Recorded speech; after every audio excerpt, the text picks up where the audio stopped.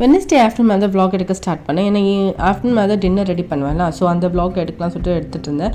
Voice over கொடுக்கும்போது ரொம்பவே உடம்பு சரியில்லாமல் போயிடுச்சு. ஸோ அதனால ஒன் டே ஆஃப்டர் தான் நான் வாய்ஸ் ஓவர் கொடுத்தேன். அதுவே வாய்ஸ் ரொம்ப ஒரு மாதிரி தான் இருக்கும். So sorry for the inconvenient.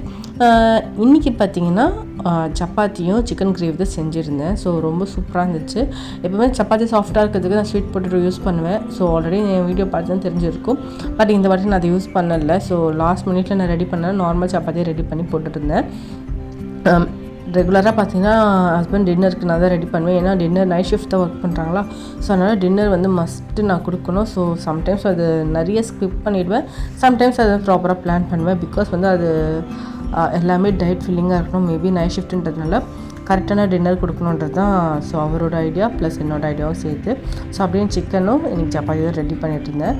நல்லாவே வந்துருந்துச்சு. ஸோ கூடவே ப்ரோட்டீனாக நம்ம என்ன பண்ணலான்னு பார்த்தா இந்த எக்கு வச்சு நார்மல் சப்பாத்திலேயே டிப் பண்ணி எடுத்துகிட்டு கொடுத்தோன்னா அதோட சப்பாத்தி ரெடி. ஆல்ரெடி இருக்கிற கிரேவி வச்சு கொடுத்தோன்னா இன்றைக்கோட டின்னர் ரெசிபி பார்த்திங்கன்னா சப்பாத்தியும் சிக்கன் கிரேவியும் தான். ஸோ இது செய்யறதுக்கு எனக்கு ஆல்மோஸ்ட் லேட் ஆகிடுச்சா. ஸோ நான் லஞ்சு எனக்கு சப்பாத்தி எடுத்துக்கிட்டேன்.